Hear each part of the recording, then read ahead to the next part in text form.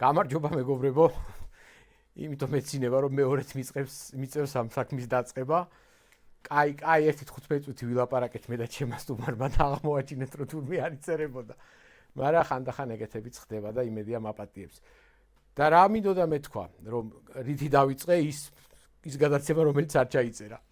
რომ გადავხედეთ ჩემს გადაცემებს მარტიდან მოყოლებული, რამდენი სტუმარი მყავდა და არც ერთი 9 ნომერი არ მყოლია და აგერ გადავწყვიტე რომ გამოვასწორო ეს ამბავი და ვასკა ლობჟანიძე დაუპატიჟე და იმანაც ესე დიდ სულოვნად მადლობა ესა რა ქვია თანხმობა მომცა და დღეს ამ დატვირთულ დღეს მოვიდა და კიდევ ერთხელ საჯაროდ ამჯერად ვიხდი მადლობას იმისთვის რომ მოხვედი და აგერ 15 წუთი ტყილა მევაპარაკე ხო მე დავიწყეთ წეღან იმით რომ მოგილოცე კაპიტნობა და შენ ძალიან საინტერესო რაღაცები ვილაპარაკე კაპიტნობაზე და მოდი მოკლედ გავიაროთ რომ მაინც მე მინდა რომ ჩემო მაყურებელმაც გაიგოს აი შენი კაპიტნების ამბავი ისიც ვთქვით რომ თლათ ისეთ თამაშებში არ მოგიწია კაპიტნობა სადაც გამარჯვებული გამოხვიდოდი და მე პრეს კონფერენციაზე დაждდებოდი გაიღიმებდი და ხალხს რაღაცა კარგს ეთყოდი მაგრამ აი როგორი იყო კიდევ ერთხელ რომ მოგვიყვე ნუ ეხა როგორც ბექა გორგაძეს ტრამა ქონდა ბექა საღინაძე ეხა დაბრუნდა რიჩარდის თხოვნით რიჩარდის ნათქვამით სურდა რომ ყოფილიყავი კაპიტანი და ბევრად რთული აღმოჩნდა ვიდრე წარმომედგინა იმიტომ რომ გიწევს მოედანზე გადაწყვეტილების მიღება საჭთან კომუნიკაცია პლუს ბიჭებთან კომუნიკაცია ყოველთვის უნდა შეეცადო სწორი დასკვნები გამოიტანო ვარჯიშიდან რა იყო ცუდი რა იყო კარგი რისი გაუმჯობესება შეგიძლია და ბევრად რთული აღმოჩნდა ვიდრე წარმომედგინა რა. არ მეძინაო შენ მითხარი ხო მაგის გამო? კი, რიჩარდმა რომ მითხრა რამდენიმე დღე ამძინებია 2-3 დღე იმაზე ფიქში ვიყავი რომ აი როგორ წავა და თან ავესეთ რთული თამაშები პლუს უფრო მეტი სტრესი იყო ჩემთვის და ცოტა გამიჭირდა მასთან შეგუება რომ უცებ წკაპდა კაპიტნად ინიშნები რა. და აი გადაწყვეტილებების მიღება მაინტერესებს ეს პროცესი წეღანად ახსენეთ და კარგი არ გისაქნა იმიტომ რომ მაგ რაღაცას მინდა რომ გავყვეთ რა აი გადაწყვეტილების მიღება კარში დავარტყათ თუ აუჩი დავარტყათ შენ თქვი წეღან რომ იტალიასთან კარში რომ დავარტყითო გუნდის აზრი გაიყო აი რის მიხედვით მიიღე გადაწყვეტილება რომ უნდა დაგვერტყა კარში ეს არის მე მგონი მაგ დროს არის ანგარიში მე მგონი 7-3-ია თუ 7-6-ია და 7-10-6 14-3 ხო არ არის აი უკვე აღარ მახსოვს გონი უკვე მეორე ლელო ჩვენ ხო ორჯერ დავართ არა 7-7-6-ზე დავართ როგორც მახსოვს რა ხე მეც მაგ ამბავში ცუდი მეხსიერება მაქვს გაუშვით ჯარიმა 7-6 წავედით გაუტანეთ ლელო მე ჯარიმა გაგვიტანეს და მე დავარტყით კარში და გახდა 10-6 კი აი ეგ მახსოვს კი ნამდვილად და აი მან რის მიხედვით მივიღეთ ამის გადაწყვეტილება და პირველ ტაიმშიც არ ქონია ეხა იმათ 22-ში ბურთი რო შეტევით რაღაც დაგვეჩაგრა ან ესე რომ ვთქვათ და პირველივე გადასვლაზე როცა გადავედით და 2-3 ფაზა გადავობით პირდაპირ დაჯარიმდნენ და აუჩი გადატანა ბევრად უფრო მეტი წნეხი იყო იქ კარკაძეს შეიძლება რაღაც შეშველოდა ან ბურთი ვერა ეგდო ან აუჩი შეშველოდათ რაღაც მოძრაობა და ძალიან ბევრი ტაიმინგები და მოძრაობები არის და აი მაგიტო არჩიეთ კარში დარტყმა უფრო რა. გასაგები. ხო, გასაგებია მანდისიც, მაგრამ ალბათ არც იყო ისე სტატისტიკა ჩვენ განვიხილეთ მე აქ პირდაპირ დამთავრდა თუ არა 1-2 საათში ლაივი გქონდა აქედან და მე და ახალგაზრდული ნაკრების შეტევისმცემელმა რატი შანიძემ გავიარეთ რა ეს ისა და სტატისტიკა ქონდა 34 წამი ვიყავით 22-ში, მათ 22-ში მთელი თამაშის განმავლობაში და ორი ლელოს გატანა მოვასწარით რა, წარმოიდგინე. გადარბენი თუ პირველ ლელოზე მინდა აღვნიშნო რომ ძალიან მაგარი ლელო დავდეთ, ესეთი ლელო არ დაგვიდია ტირეთის გუნდთან, მანდაც მივალთ. არჩქარო. ვერ გამივალთ. ხო, ჩვენ ისიც თქვით რომ აი ჩვენ ძველი ინტერვიუ ვახსენეთ წეგან და რომ არ უნდათ ფრანგულ გუნდებს ჩვენ ადრე ვილაპარაკეთ ამაზე მე ჟურნალისტვის გავაკეთეთ ინტერვიუ და მითხარი რომ ფრანგულ გუნდებს არ უნდათ ნაკრების მოთამაშეები ყავდეთ იმიტომ რომ მე გაიქცევა მე წავა იქ დააკლდება მე ესა და ამის ბრალი იყო რომ 8 წელი გაჩერდი ბრივში იმიტომ რომ ნუ ბრივი ალბათ მაინც ის გუნდი არ არის რომელშიც ჩვენ გვინდა რომ ჩვენი ნაკრების ძირითად 9 ნომერი თამაშობდეს ნუ ჩვენ ფულ შემატკივრებს და ბრივში და მე მაშინ კითხე რომ აი თან ბრივი რაღაც ვარდებოდა რაღაცა და მე კითხე რომ რამე კაი გუნდი ხომ არ არის თქო და არაო პრობლემაა იმიტომ რომ არ უნდათ ნაკრების საქართველოს ნაკრების 9 ნომერი თორე ინგლისის ალბათ რა ვიცი ხო ნუ ეს ეხება რომ როდესაც 6 ერის მეორე დივიზიონში თამაშობდა ასე ვთქვათ დაბალ დონის გუნდებს ეთამაშები მაგაზე პრობლემა აქვთ იმიტომ რომ ხელფას გუნდი გიხდის გიშვებს ერთი თვე და მაგიტო არ უნდათ სიტყვაზე რომ ყავდეთ ბევრი ნაკრების მოთამაშე იმიტომ რომ რაღაც პერიოდი 4 კვირა 3 კვირა თუ 4 კვირა მოთამაშეს კარგავ თან იმის პლუსის არის რომ ტრამვის საშიშროება არის და ალბათ ყველაზე მეტი უფრო მანდ ეშინიათ. გავიგე, მაგრამ მან ხომ პლუსიც არის, რომ ის ხო სანაკრებო მოთამაშე, სხვა კალიბრის მოთამაშეა რა. ის ხო სხვა ხარისხის მოთამაშეა რა. პლუსებიც აქვს მაგას და ეს მინუსი აქვს, რო?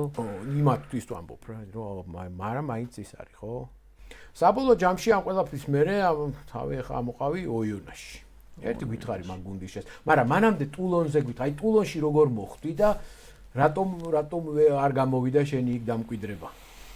ტულონში როგორ მოხვდი და ბრიში სოფლიო ჩემპიონატი 2023 წლის სოფლიო ჩემპიონატის მერე კლუბში ჩავედი, აღარ მათამაშებდნენ რატომღაც სრულიად გაუგება, ანუ უმიზეზოდ არც მიზეს მეუბნებოდნენ რატო არ თამაშობდი.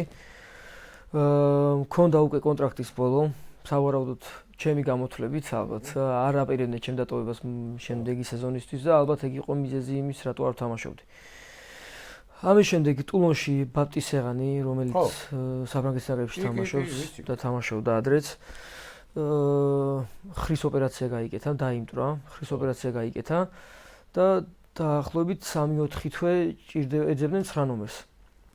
დამიკავშირდნენ ტულონიდან და კლუბიდანაც რახან ჩემი დატოვება აღარ სურდათ, თანხმობა შეთანხმდნენ ტულონი და ბრივი, რომ ჩემ გაშვებაზე ტულონში, მეც რა თქმა უნდა დავთანხმდი, იმიტომ რომ ტულონში მომიწევდა თამაშები და უფრო მეტი შანსი იყო იმის, რომ ტულონში თუ არ დავრჩებოდი რაღაც აი ეგეთ გუნდში რომ თამაშობ, მე უფრო ბევრად მარტივია სხვა კლუბის მოძებნა. ხო და ჩავედი ტულონში ვითამაშეთ, დაახლოებით 7 თამაში ვითამაშე. მე ეს ბაპტისეღანის დაბრუნდა უკვე ტრამვიდან და ტრამვიდან რო ბრუნდება, როცა ჯოკრად ჩადიხარ, მე უკვე აღარ გაგფლება უკვე თამაში მიიღო მონაწილეობა. მართლა? ეგ როგორ დაწერილი წესია თუ დაუწერელი? არა, ეგეთი წესია. როდესაც ვიღაცის ჯოკრად ჩადიხარ და კონტრაქტში გიწერია, რომ აი მე ჩავდივარ სხვაზე ნიკას ჯოკრად და როდესაც ნიკა დაბრუნდება, უკვე ეს მოთამაშე თავისუფალია. დაბრუნდა ბაპტისეღანი და უკვე ოიონაქსიც მანამდე დამეკონტაქტა, უკვე დაინტერესებულები იყვნენ შემდეგი სეზონისთვის, ოღონდ 2 წლიანი კონტრაქტით. და უკვე ტულონშიც რომ მომირჩა კონტრაქტი, იყო მარტი-აპრილი თუ არ ვცდები. და სეზონამდე უკვე დარჩენილი იყო კიდე 3 თვე. და ისე მოხდა რომ ოიონაქსშიც დამტრეული იყო უკვე 1 ნომერი არა, 1-15 ნომერი იყო თუ არ ვცდები. ისე რომ საერთოდ კარიერა დაასრულა რაგბის ტვინის შეყევების გამო. და ისე მოხდა რომ დაინტერესდნენ ჩემი ჯოკრად რო ჩავსულიყავი იქ და ესე გამოვიდა რომ ერთ სეზონში გამოიცვალე 3 გუნდი. ჩავედი ოიონაქსში და ძალიან გამიმართლა რომ ჩავედი ოიონაქსში, იმიტომ რომ დავლაგდი, რასაც ქვია, იმიტომ რომ ძალიან რთულია სახნის პოლა, ძალიან პატარა ქალაქია. ხო, ძალიან პატარა ქალაქია, დაახლოებით 20,000. სად არის? სად არის და შენ რა უნდა ეხლა მოკაზე პონი? საზღვართან არის, ჟენევასთან არის დაახლოებით 1 საათის საზღვარზე. თან არის, რა ქვია, შვეიცარიასთან არის ესე. შვეიცარიის საზღვართან არის, კი. ალპურია, დღეს უკვე მოთოვა. ხო არა? კი. რო ჩავალ ალბათ ძალიან გამყინვარება დამხვდება. ხო და ესე მოხდა, ჩავედი ოიონაკში, დავლაგდი და გამიმართლა, ასე ვთქვათ რა. წელსაც ძალიან ცოტა ცუდი სეზონი მიდის ოიონაკში. სადაც ჩავედი რაღაც იმედია შენ არავინ დაგაბრალი არა. ხო, არ იცი რა მაინტერესებს რა ეს როგორი გუნდია ეს ჯერთი რა მაინტერესებს ოიონაქსია თუ ოიონასე ოიონას ეძახიან, მაგრამ ჩვენთვის ოიონაქსია. ჩვენთვის ვის? იმიტომ ქართველები. ჩვენ ოიონაქსს ეძახით და ისინი უკვე ბოლო ასოს არის ფრანგები არის ძახი. ხო, ისე იქაური თქმა მაინტერესებს. ოიონამაში. ხო, გასაგები. როგორი გუნდია? ჩვენ ვიცით ხოლმე რომ ვარჩევთ რა, იგივე პროდეორშიც არიან უფრო პროფესიული ფლატ გამართული გუნდები, მაგალითად როგორც გრენობლია, ხო? მე როგორც ვიცი, უფრო ესეთია. ინფრასტრუქტურაც შედარებით უკეთესია და რაღაც. არის ზოგი, რომელიც შედარებით მოკრძალებულია. როგორია ოიონა? ინფრასტრუქტურა ძალიან კაია. მიტყვები ხა ძალიან კაი არ არის ბოდიში. მოდი რა შევადაროთ, იცი? შევარდენს. აი რაღაცა საზომად ავიღოთ შევარდენი. აი შევარდენთან შედარებით საით არის კი თუ აქეთ? შევარდენთან შედარებით, ანუ ყველაფერი გვაქვს რაც შეიძლება რომ პროფესიონალურ მორაგბეს ჰქონდეს, სპორტსმენს ჰქონდეს საერთოდ. არ არის მაღალი ხარისხის შეიძლება და ახალი გარემონტებული არ არის და ახალი გაკეთებული არ არის, მაგრამ ყველაფერია იმისთვის რომ კარგად აღიდგინო, კარგად ივარჯიშო, ვიდეო ანალიზი გააკეთო საკუთარი თავის, ვარჯიშების უყურო და ასე შემდეგ. ანუ ეს ყველაფერი გვაქვს. შეიძლება არ არის უმაღლესი დონის და უმაღლესი. ხო, არა, ნუ მესმის. ჩვეულებრივი ამბავი, მით უმეტეს. ოიონაქსი ანუ ხა როგორც ქალაქი პატარაა. უყვართ რაგბი აი რამდენად ის იმიტომ მაგ ეგ ხო სარაგბო რეგიონი არ არის იმდენად. უყვართ რაგბი. წინა წელს რო ჩავედი 14 თამაშებზე, ყველა თამაში გაივსო, სახლის თამაში, რაც თამაშეთ, სულ ყველა თამაში გაივსო. მოსახლეობის 50%. სტადიონი რამდენიანია? დაახლოებით 11-12 და ნახევარი ქალაქი თამაშობს. ნახევარი ქალაქი მოდიოდა, ზოგი ქალაქი სოფლიდან მოდიოდა.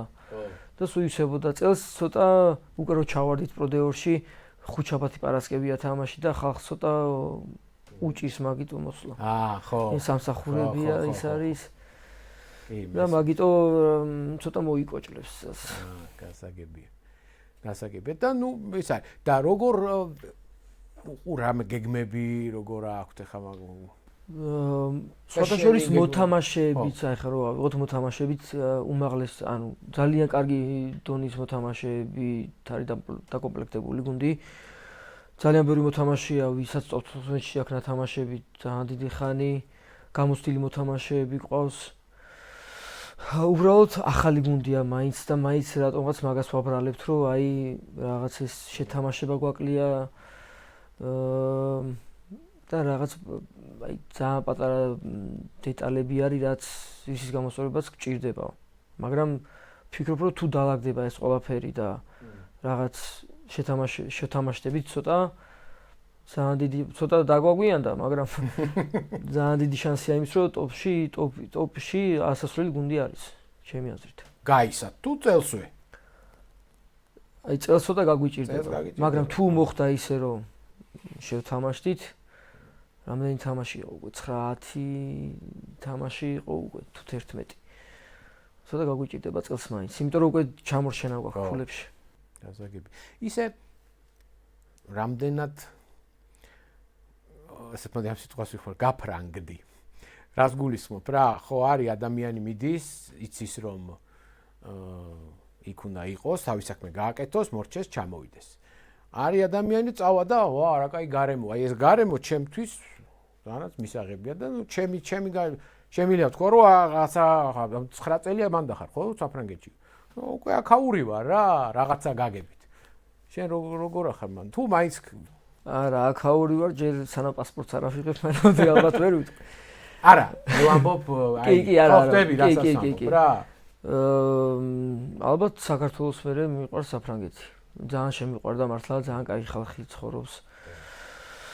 ქვეყანაც ფიქრობ რომ ძალიან დაალაგებული არის. ანუ ყველაფერი რაშიც დახმარებას არ უნდა დაგჭირდეს, ყველანაირი დაზღვევა, ანუ რაც არ უნდა იყოს, ეს საათივით დაალაგებულია ყველაფერი. ეგ კი და აი ადამიანური ურთიერთობების დონეზე რამდენად გაკმაყოფილებს შენ, იმიტომ რომ არიან ისინი ადამიანები, მაგალითად მე გამიჭირდა, სამი კვირა ვიყავი სულ საფრანგეთში და ცოტა გამიჭირდა რაღაცა აი ის ურთიერთობაც ეხა უცებ რომ აიღებ ტელეფონს და გადმოდი აი იმაშვები რაღაცას წვავ და მოდი ლუდი მაგ და რაღაცა აი იქ ესეთი ისინი რომ ვერ უნახე ცოტა ხო აი ნუ მაგ ეგ პრობლემა ჯერჯერობით არ მქონია იმიტომ რომ ბრიში რამდენი ხანი ვიყავი მარტო არაზოს არ ყოფილი ვარ ხო იქ კარტელები კალენასეიშვილი გოდერძიშვილიძე სოსობეკოშვილი დამხდნენ თავიდან რო ჩავედი და მე უკვე ჩამოვედით 8-ნი ვიყავით და მაგის პრობლემა არ მქონია ყოველდღე რაღაც ხდებოდა სულ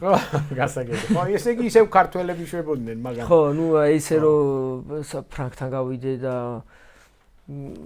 საღამოს ამოდი ჩემთან ამეს უყუროთ ან ლუდი დავლიოთ ესეთი ურთიერთობა ფრანგთან არ მქონია ჯერჯერობით კარგი მოკითხვა და კაი გამარჯვება და ის კი მაგრამ ეხლა როგორც ქართულს ეძმაკაცები და ქართულთან ურთიერთობა შეგიძლია რომ დაიჭირო ფრანგთან ჯერჯერობით ეგრე არ დამიჭერია და ალბათ შეიძლება ვერც დავიჭირო ხო ბევრის კარმესმის ეგ მაინც არის რაღაცა სხვაობები კულტურაში და იმიტომ რაღაცების გაგებაში და აღქმაში რაღა ლუდი ვახსენე ხო არ დალევ იყოს მადლობა ხო ნუ ახლა შენ ისეთი მე თამაში მაქვს ხა ხო ის მეგობრებო ჩვენ ამ გადაცემას ვიწერთ ტონგის მატჩამდე ასე რომ ტონგაზე ვერ ვილაპარაკებთ არ ვიცით რა მოხდა იქა მაგრამ აი სხვა თამაშებზე მივალთ აუცილებლად მანამდე TBC-ის შეკითხვა მინდა დაგისვა. ჩვენ TBC-ის შეკითხვა არ ვიცი იცი თუ არა, გვაქვს რუბრიკა, ჩვენი პარტნიორის TBC-ის შეკითხვა და ეს არის მარტივი შეკითხვა,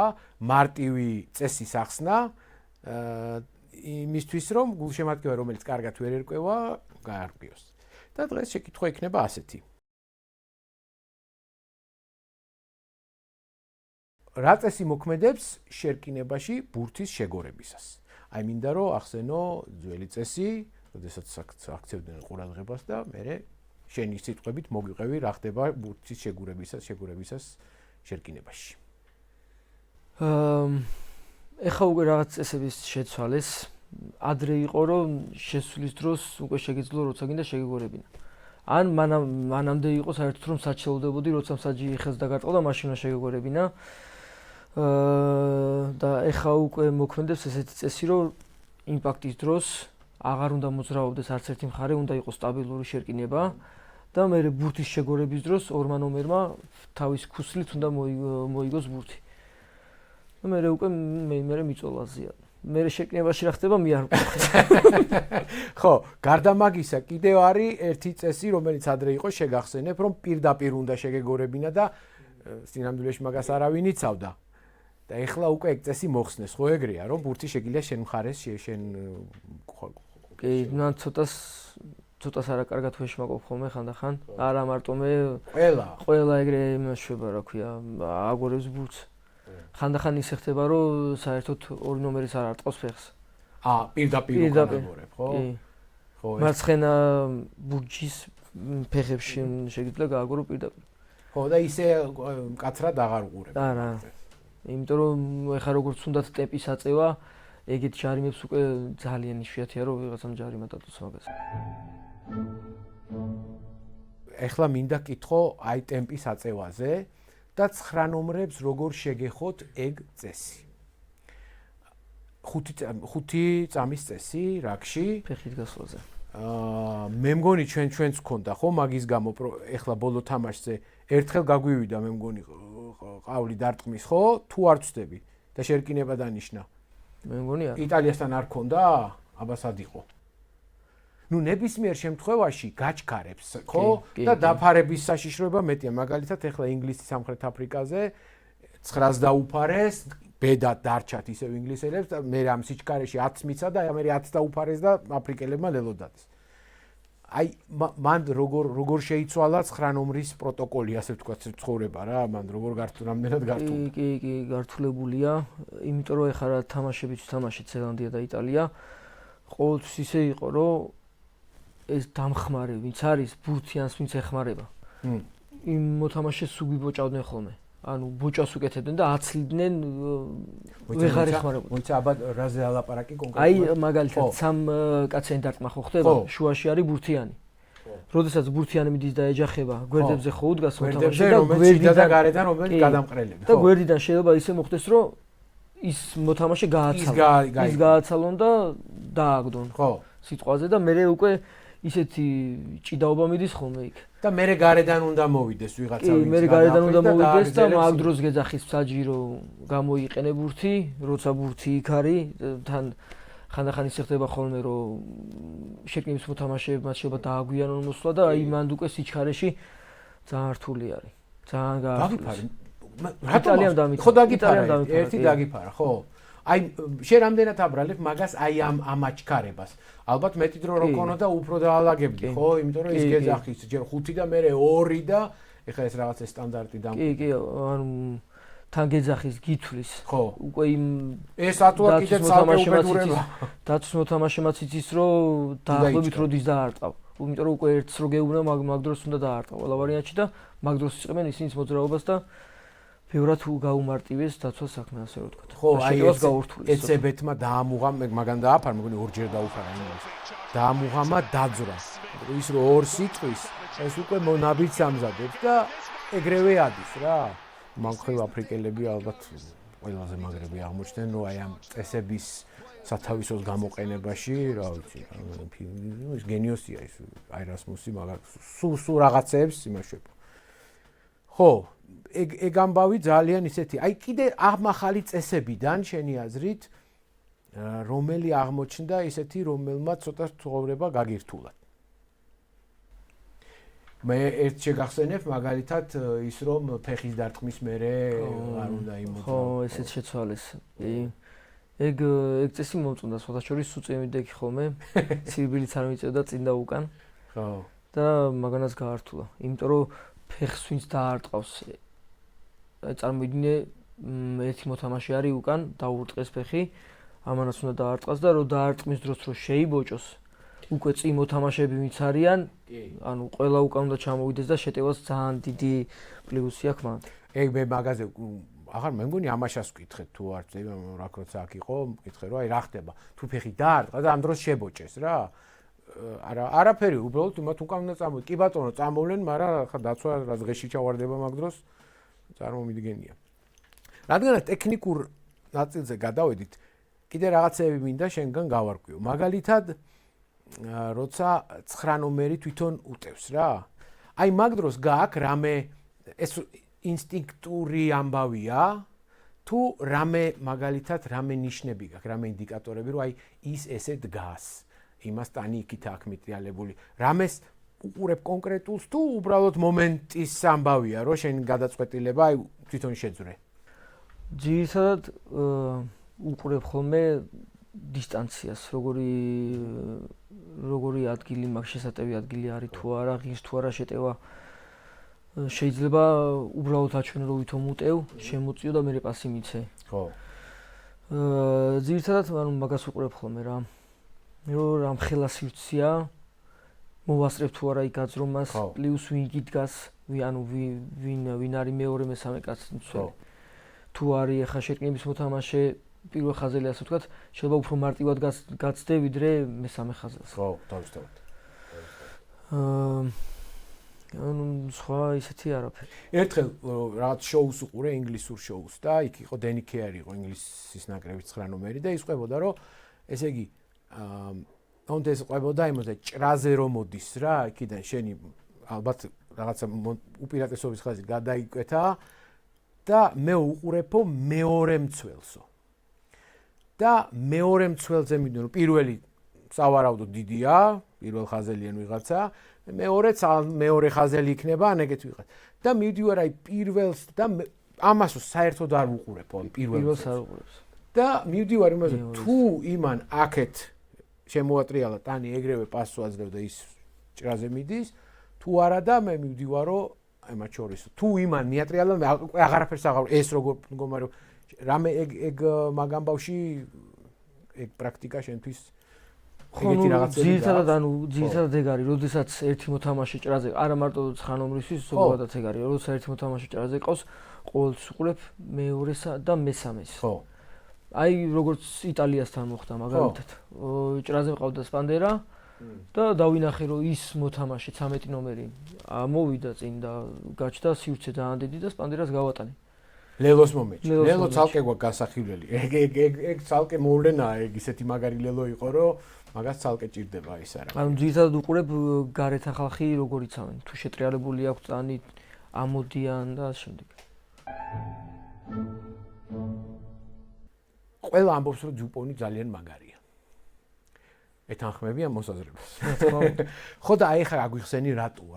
რითია როგორც 9 ნომერი, აი ხა როგორც 9 ნომერმა აგვიხსენი ჯუპონის სიძლიერე როგორც 9 ნომრის რაშია. რას აკეთებს აი ესე მაგრა როგორც 9 ნომერი? ორივე ფეხს ურტყავს. ორივე მხრიდან ძალიან კაი პასი აქვს.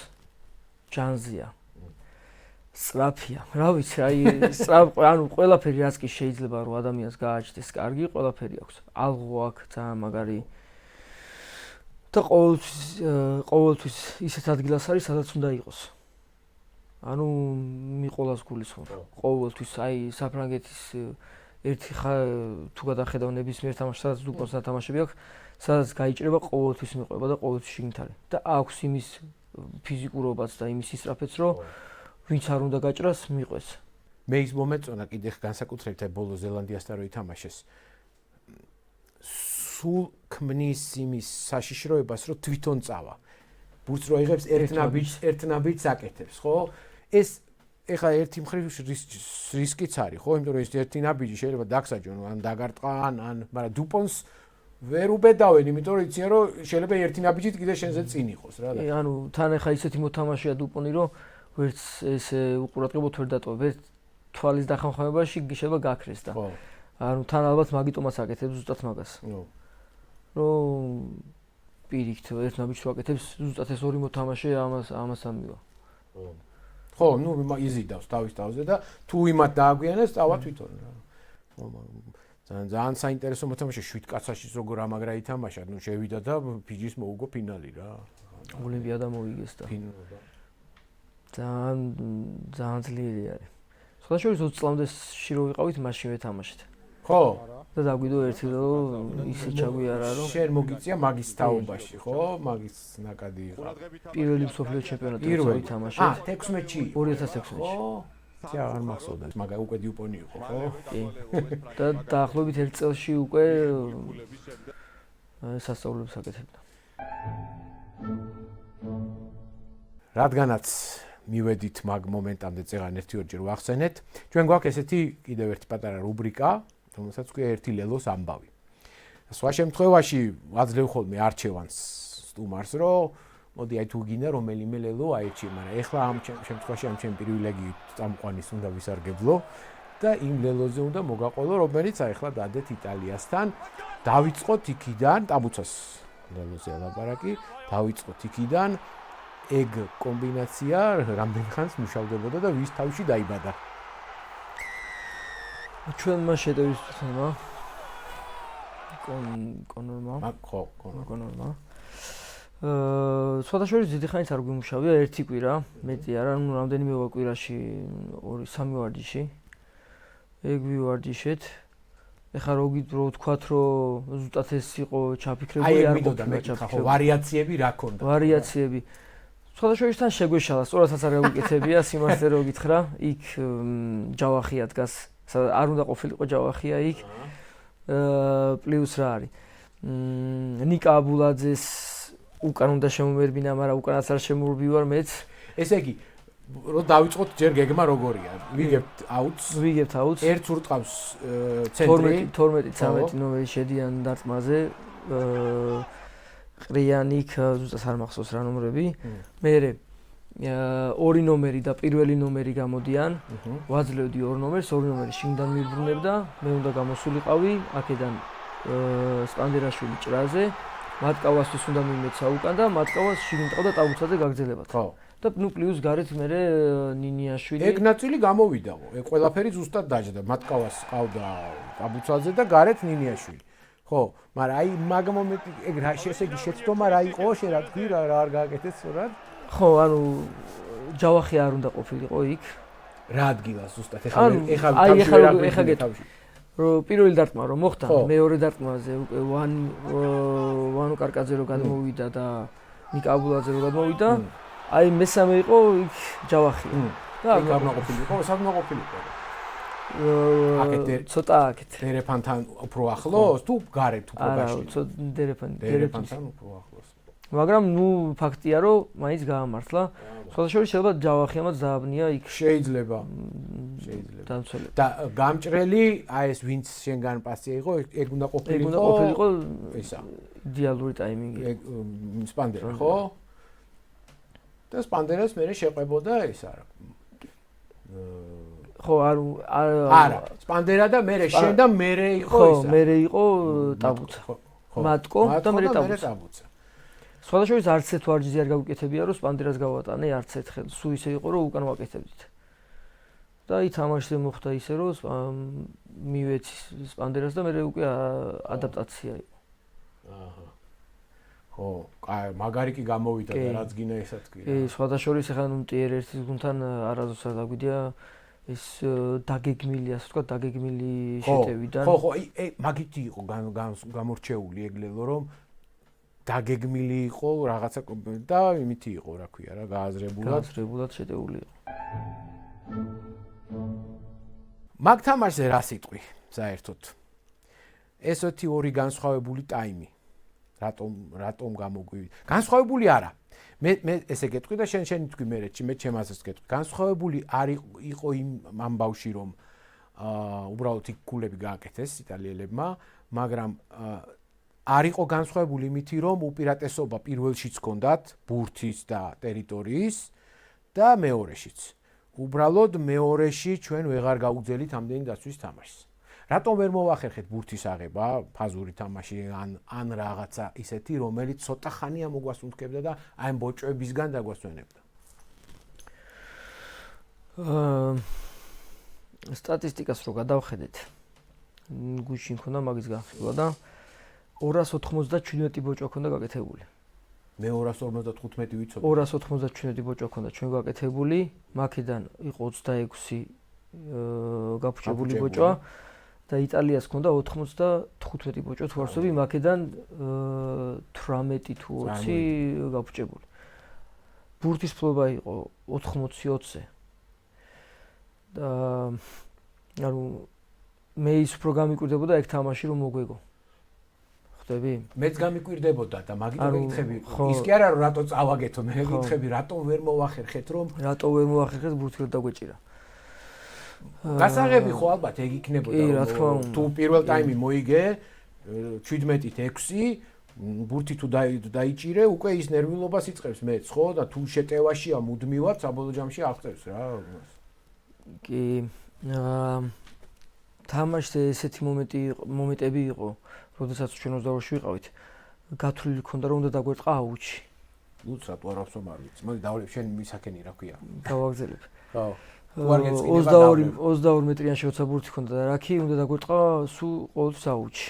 მაგრამ აი თამაშს ახლა რო გადავხედოთ, მე მგონი სულ ორჯერ დავარტყით აუჩი. ორჯერ ან სამჯერ მაქსიმუმ. ხო. და ეგეც ძალიან დიდი შეცდომა იყო რის გამოც სუგვიტებდნენ, იმიტომ რომ ფეხს ურტყავდით და მე მოდიოდნენ და ფაზებს აბავდნენ. იმიტომ რომ აუჩი შეიძლება ან ბურთი გადააცილოს, ან აუხტე კარგად დაიცვა და ის ყველაფერსო თავი დავანებოთ, დაცვა უკვე სტატიკურ პოზიციაში დგას და თავის პოზიციები აღებულია, ხო, არეული არა. ხო, რა თქმა უნდა, ხა და ფეხის ზარტყმას მე ხაზი დაწევაც ხომ და მანდაც რამდენი ენერგია მიდის. პლუს ხაზი უნდა გააკეთო და მე ხო, მეორე ტაიმში თამაშს რო უყურე რა საჯზე ლაპარაკი არასდროს არ მიყვარს რა მაგრამ რო ნახე ძალიან ბევრი ისეთი ჯარიმები ქონდა მარტივი ფიქრობ რომ ისეთი უპირატესობებს აძლევდა რომ პირველ ტაიმში არ მიუცია და ეგ ცოტა გამიკვირდა ხო მაგრამ მოდი რა ისიც ვაღიაროთ რომ წავაგეთ თამაში რა კი რა თქმა უნდა მაგის მაგ ჯარიმების გამო არ მგონია რომ დაგვეგო რა არ ვიყავით მეორე ტაიმში ის რაც უნდა ყოფილიყო. პირველ ტაიმში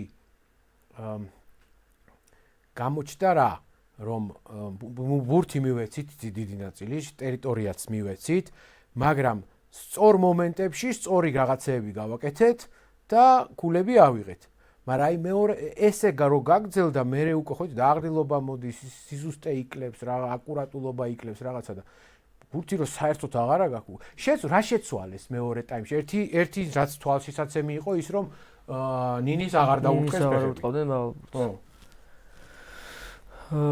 აი კიდე რა შეცვალეს? მიდგომა შეცვალეს. აბა როგორ? აბა ცდილობდნენ რომ უფრო მეტად შეენახათ ბურთი. ხო, მეორე ტაიმში დაიწყეს მრავალფაზიანი შეტევები. ხო, უფრო მეტი ფაზებს აბავდნენ ვიდრე პირველ ტაიმში, ასე რომ ვთქვათ. და ნინის აღარ უტყავდნენ, იმიტომ რომ ნინისაც ყველა ბურთი მოხსნა ნინიმ და რა შეტევა წაიღო იქ და შენი ლელოც მაგას მოყვა. ხო და აი შეცვალეს სავარაუდოდ. და ამ შემთხვევაში ხა ცოტა ძნელია პოსტფაქტუმ ლაპარაკი, მაგრამ ჩვენ რა უნდა შეგვეცვალა? აი შენი აზრით, ეხლა როგორც რანომერს, როგორც კაპიტანს რა გონია, რომ აი რაღაცა რო შეგვეცვალა, სხვა საქმე ეგრე არ წავიდო და შენი აზრით რა იყო ეგეთი?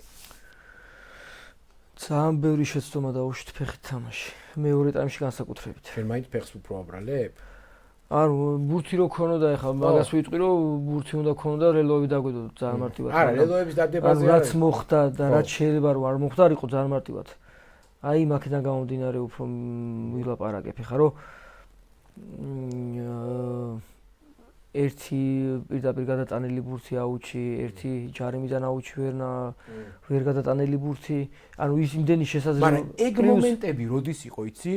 უკვე მერე ბოლოსკენ, როცა ძალიან დაღლილები ვიყავით, მე ვამბობ აი ტაიმის რომ დაგვეწყო ცოტა სხვანაირად თქო რა შეიძლება. ხა ეს რა თქმა უნდა ის არის თეორიაა, რა ვიცი, ხა შეიძლება მილიონი რამე შეიძლება ითქვას, მაგრამ თუ გიფიქრია უბრალოდ ამაზე რა. მაგაზე არ მიფიქრია. ვერ გიტყვი ის შეცვლა შეიძლებოდა. ანუ იმდენად ემოციებში ვიყავით და მაინც გჯეროდა თან რაღაც ანუ დიდი დოზით გჯეროდა რომ მოვიგებდით. პირველ ტაიმის მერე მით უმეტეს ყველას გჯეროდა კაცო რას ლაპარაკობ, ყველა კაი ხაზიათზე ვიყავით, ჩვენ გეგონა რომ ბოლომდე მიიყვანდით მაგ იმას, მაგრამ შეცვალეს იმათ თამაში აშკარად რა. ჩვენ ვერასან. ზუსტად ეგ არის სხვაობა დიდ გუნდებსა და ჩვენ შორის, ანუ ძალიან დიდი, ანუ ეხლა ვთქვათ, რომ ძალიან მაგრად ვერ გჯობდნენ კლასით. უბრალოდ აი ეს ჩვენს რო თამაშობდეთ 6 ერის გუნდებთან ძალიან ეს ხშირად აი ფიქრობ რომ ძალიან მარტივად გავიზარდე. თამაშის შეცვლის ერთ-ერთი კლასიკური მაგალითი მახსენდება 6 ერი იყო, რომელიც წელი იყო უბრალოდ არ მახსოვს. მე და ნიკა ამაშუკელს მიყვავდა იტალია ინგლისი. თუ გახსოვს ეგ თამაში, მაგის მერე წესი შეცვალეს სპეციალურად. რო არ აფსაიდის რო არ შედიოდნენ და აურიეს ინგლისის თამაში. იტალია ინგლისი. ხო, ინგლისელებს აუშალეს თამაში. იტალიას პირველი ტაიმი ჩაუშალეს და ედი ჯონსი ყავდათ მაშინ და მეორე ტაიმში გამოვიდა და ისე გადაალაგა თამაში, რომ აღარ დაჭირდა ეგ ამბავი, სწრაფი ბურთი გამოქონდა, რაღაც ის მიმეფშებოდა და იტალიელები დარჩნენ ესე რა. ვეღარ ითამაშეს ის. აი ეგ არის ზუსტად ის, რომ ადაპტირებადი უნდა იყოს, ხო? უნდა ხერხებდეს სწრაფად ადაპტირებას და და ეგ მოახერხეს მაგ ამბავში ძალიან ის.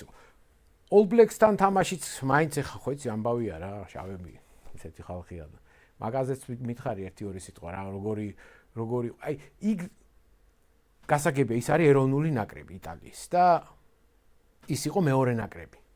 მაგრამ აი რამეში იგრძნობოდა რომ ახალზელანდიელები არიან, აი რაღაცა ქონდათ უფრო მაგარი ასის კულტურა, უფრო მაგარი ტექნიკა, უფრო მაგარი აი რამეში ზელანდიელები იყვნენ ზელანდიელები თუ ჩვეულებრივი ეს იყო.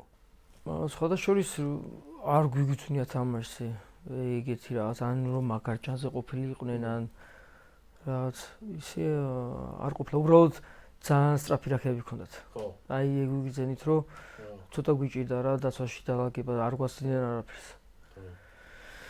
და იგი იყო თორე არც ოფლოუდებით არ გაუკეთებ არ გამოირჩევია მაგრამ არ უთამაშია მოლებით და იმებით დაგვიდეს ლელოები ხო თან 6-2-ზე ყავდა ძამენები ხო ძალიან უცნაური იყო რომ ზელანდიური არ უთამაშიათ ითამაშეს ჩვენც ახლა ველოდებოდით ბევრად უფრო გახსნილ თამაშს და ველოდებოდით ხო კი მასტერის თამაშს თუ ყურე მანამდე ერთი კვირით ადრე ითამაშეს მასტერთან და ლელოები დადეს სასწაული ოფლოუდებით რაგში არ ჩაუდიათ ერთი ბურთი არ გაუჩერებიათ რაგში სულ ოფლოუდით თამაშობდნენ და ოფლოუდის მე ალბათ ყველაზე რთული არის და დაცვა ხო რა თქმა უნდა ველოდებოდით მაგას მაგრამ ჩვენ დაგასაკვირად მე ვიცი რომ დაღლილი ხარ ამიტომ დიდხანს აღარ დაგაყონებ უბრალოდ შენი გეგმები მითხარი რა გაქვს როგორ უყურებ ახლა მომავალს ჯერჯერობით ხარ ამ ოიონაში თუ გაქვს რამე ვარიანტები უშოთ სხვა გუნდში თუ ისევ ნაკრების 9 ნომრობა გიშლის ხელს თუ რა როგორ არის რა აი მინდა ვიცოდე და უშოთ შენ რა გეგმები გაქვს მომავალში რას უნდა ველოდოთ შენ ნუ კიდევ ერთი წელი ოიონაში ვიქნები ეს სეზონი და შემდეგი წელი წელს თუ ტოპ 14-ში ვერ ავედით რაც რის პროცენტულობაც ასე ვთქვათ დაბალია მაქვს წასვლის შესაძლებლობა მაგრამ ამისთვის გუნდი მჭირდება ჯერ გუნდი უნდა გამოვიდეს და მეკონტაქტოს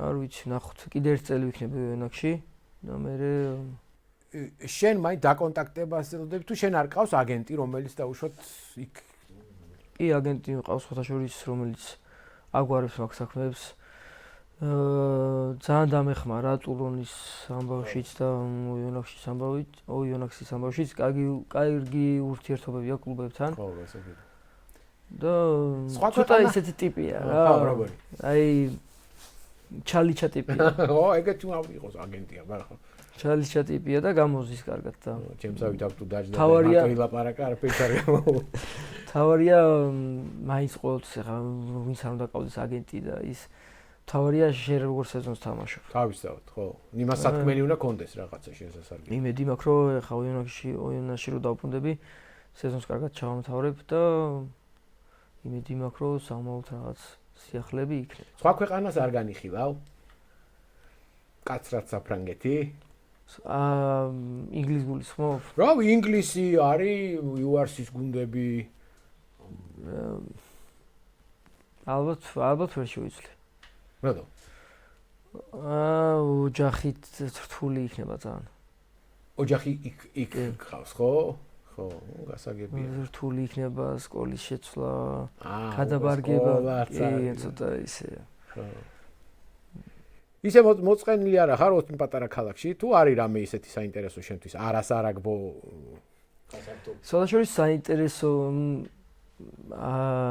ბევრი არაფერი გვაქვს ოიონაში არც საშოპინგე არც ისე ანუ ძალიან პატარა ქალაქია და ის არის დიდი ქალაქი რა არის მაგ ლიონი 1 საათში გვაქვს ლიონი და რამდენიმეჯერ უკვე ვიყავით ჩასულები დინისთან ლიონი კაი ქალაქია კი ლიონში ვიყავით დინის აღინა ბიჭები მოვიდახურეთ და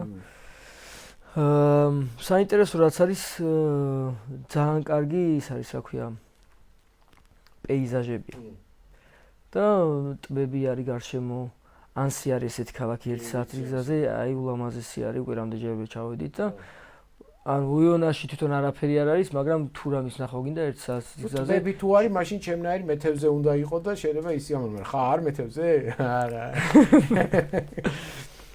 ძალიან ბევრი ტბები არის ტყეებია და ხო ნუ ეგ მხარე ვიცი კი ლამაზია ულამაზესი არის მართლა გარშემო ცოტა ცივა კი which make it ზემოთ იმისკენ გრენობლის თავზე მყავს მეგობრები და იქაც უკვე ამბობენ რომ მაგრა ცივდაო გრენობლის არ არის შორს სხვადასხვა ო არის მაგეთან შორს კარგი ვასკა ძალიან დიდი მადლობა რომ მოხვედი ისევ და ისევ ხო გეუბნებია რა შენი რომ მოვედი დღეს ახი ამ სიგზე ვარჯიშეთ მეთქი იქნებ დავანებო თავი მაგრამ ბოლოს მაინც რადგანაც შეთანხმებული ვიყავით და შენს მადლობა რომ აი ამ დღეს ასეთი მძიმე დღის მერე მოხვედი ისევ და ისევ ამბობ რომ არ ვიცით ჯერ არ არის ნათამაშები ტონგის თამაში ამიტომ წარმატებას გისურვებ მაგ საქმეში პირველი გამარჯვება კაპიტნის რანგში გჭირდება და გექნება კიდეც დარწმუნებული ვარ და რა ვიცი, რაც გაქვს ჩაფიქრებული, ყველაფერი რომ მოიყვანოს ისრულეში, საკუთარი ძალით, საკუთარი მონდომებით და რაღაცა ცოტა შემდეგში რომ მოხვალ ახლა. ლუდიც დალიო, ჩემთან ერთად ბაიოს ლუდი არ არის ცუდი. და რაღაცა კაი ამბებიც მომიყვე უკვე ახალი რეალობიდან. თქვენს დიდი მადლობა რომ გვიყურეთ, იმედია ისიამოვნეთ. კიდევ ერთხელ მოგიწოდებთ რომ შემოგვიერთდით, გამოიწერეთ ჩვენი არხი თუ არ გაქვთ გამოწერილი, გაუზიარეთ მეგობრებს, დაწერეთ კომენტარი, Facebook-ზეც მეგობრებს ჩვენთან და მოკლედ რა ვიცი, სანამ ვართ, ვცდილობთ რომ ყოველთვის აი ესეთი კაი ხალხი არ მოგაკლოთ. აბა, დროებით კარგად ვზარდებოდეთ.